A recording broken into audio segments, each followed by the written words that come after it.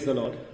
ప్రభువైన యేసుక్రీస్తు నామమున ఈ కార్యక్రమమును వీక్షిస్తున్న మీ అందరికీ శుభములు తెలియజేస్తున్నాను. విజన్ క్యూటీ ఫెలోషిప్ వారి యేసుతో ఏకాంత సమయం ఈ క్వైట్ టైం కార్యక్రమానికి మిమ్మల్ని ప్రేమతో ఆహ్వానిస్తున్నాను. ప్రతిరోజు దేవుని వాక్యాన్ని ధ్యానించే విధంగా దేవుడు మనకి ఈ సమయాన్ని దయచేస్తున్నందుకు దేవునికి వందనాలు తెలియజేస్తున్నాను. మనం మలాకి గ్రంథం నుండి వాక్య ధ్యానాన్ని వింటూ ఉన్నాం. ఈరోజు మన ధ్యానం కొరకై ఏర్పాటు లేఖన భాగము మలాకి గ్రంథము 2వ అధ్యాయము 17వ వచనం నుండి 3వ అధ్యాయం 12వ వచనం వరకు. ముందుగా ఈ భాగంలో మనం 3వ అధ్యాయం మొదటి 4 వచనాలు చదువుకుందాం. ఇదిగో నాకు ముందుగా మార్గము సిద్ధపరచుటకై నేను నా దూతను పంపుచున్నాను. మీరు వెతుకుచున్న ప్రభు అనగా మీరు కోరు నిబంధన దూత తన ఆలయమునకు హఠాత్తుగా వచ్చును. ఇదిగో ఆయన వచ్చుచున్నాడని సైన్యములకు అధిపతి యెహోవా సెలవిచ్చుచున్నాడు. అయితే ఆయన వచ్చు దినమును ఎవరు సహింపగలరు? ఆయన అగుపడగా ఎవరు ఓర్వగలరు? ఆయన కంసాలి అగ్ని వంటివాడు, చాకలివాని సబ్బు వంటివాడు. వెండిని శోధించి నిర్మలము చేయువాడైనట్లు కూర్చొని ఉండును. లేవీలు నీతిని అనుసరించి యెహోవాకు నైవేద్యములు చేయునట్లు వెండి బంగారములను నిర్మలము చేయు రీతిని ఆయన వారిని నిర్మలులను చేయును. అప్పుడు మునుపటి దినములలో ఉండినట్లు పూర్వపు సంవత్సరములో ఉండినట్లును యూదావారును యెరూషలేము నివాసులను చేయు నైవేద్యములు యెహోవాకు ఇంపుగా ఉండును. ఈనాటి లేఖన భాగం ఆధారంగా మనం ఏర్పాటు చేసుకున్న అంశం ఏదనగా నా యొద్దకు తిరగండి, రిటర్న్ టు మీ.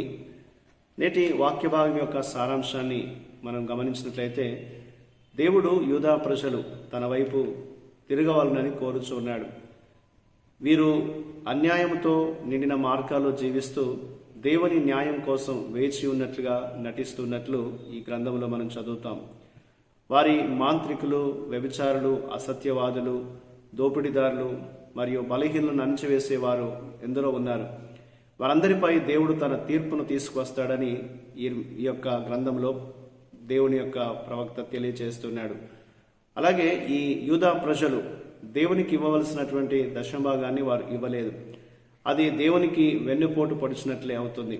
దేవుని యొక్క కానుకల్ని దేవునికి ఇచ్చేవారుగా వారు ఉండాల్సింది అనేది దేవుడు వారికి తెలియజేస్తున్నాడు. వారి యొక్క మొండితనానికి దేవుడు విలపిస్తూ, మీరు నాకు ఇచ్చి శోధించండి, నాకు ఇచ్చి నన్ను పరీక్షించండి అని దేవుడు వారితో మాట్లాడడం ఈ గ్రంథంలో మనం చూస్తూ ఉన్నాం. దేవుడికి ఇచ్చినట్లయితే దేవుడు వారికి సమృద్ధిని ఇస్తానని వాగ్దానం చేస్తున్నట్లుగా ఈ వాక్యంలో మనం చూస్తున్నాం. ఇందులో దేవుడు ఏమై ఉన్నాడు అని మనం గమనిస్తే గనుక 3వ అధ్యాయం మొదటి 5 వచనాల్లో దేవుడు అపవిత్రులను శుద్ధి చేయడానికి, అన్యాయానికి తీర్పు తీర్చడానికి రానై ఉన్నాడు అనేది, ఆయన వారందరికీ తగినటువంటి విధంగా తన ప్రతిఫలాన్ని ఇస్తాడనేది దేవుడు తెలియజేస్తున్నాడు. అపవిత్రంగా అన్యాయంగా జీవించే వారికి దేవుని సన్నిధి హాయిగా ఉండే దుప్పటి వలె కాకుండా వారికి గుచ్చుకునేటువంటి ముళ్ళులా ఉంటుంది అనేది ఇందులో మనం తెలియచేయబడుతున్నాం. కాబట్టి మనం దేవుని సన్నిధిని మనం ఆయన దగ్గరికి వచ్చినప్పుడు మన జీవితం ఏ రీతిగా ఉందో ఒకసారి పరిశీలించుకోవాలి. మనం ఎలా ఉన్నామో ఒకసారి మనల్ని మనం చూసుకోవాలనేది దేవుడు జ్ఞాపకం చేస్తున్నాడు. దేవుడు మనల్ని శుద్ధి చేయడానికి రావడాన్ని మనం స్వాగతిస్తున్నామా అని పరీక్షించుకోవాలి. మన జీవితంలో మనం దేవుని వైపు తిరగకుండా ఉన్నట్లయితే, దేవునికి దూరంగా జీవిస్తున్నట్లయితే దేవుని హెచ్చరికను మనం విని ఆయన వైపుకు రావాలి అని దేవుడు మనకు జ్ఞాపకం చేస్తున్నాడు. ఇందులో మనం నేర్చుకునే పాఠం మనం గమనిస్తే 3వ అధ్యాయం 8 నుండి 12 వచనాల్లో దేవునికి దశమభాగం అనేది మనం తప్పనిసరిగా ఇవ్వాలి అని దేవుడు జ్ఞాపకం చేస్తున్నాడు.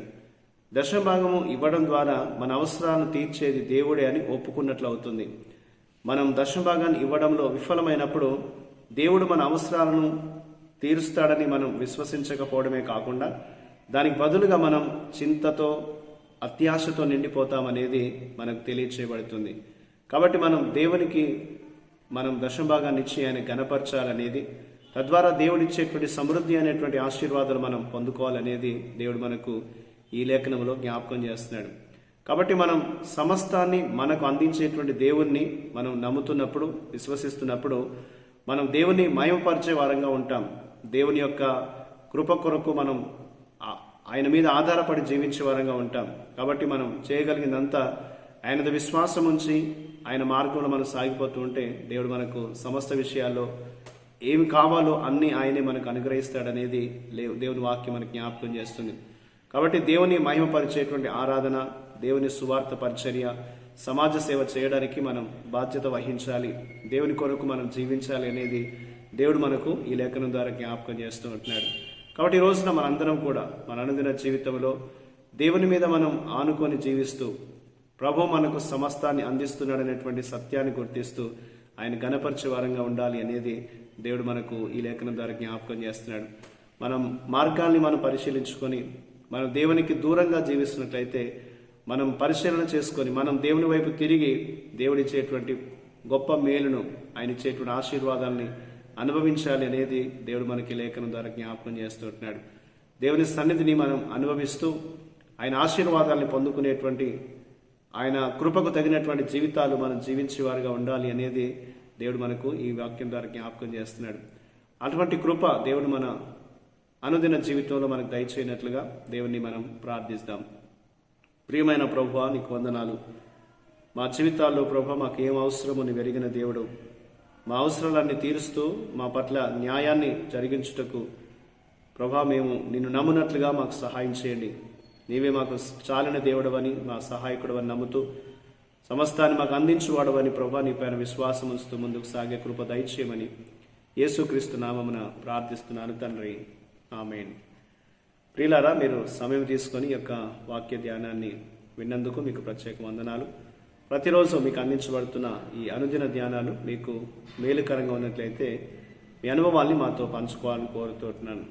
దేవుని కృప మనందరికీ ఎల్లప్పుడూ తోడయుండి నడిపించునుగాక. ఆమేన్.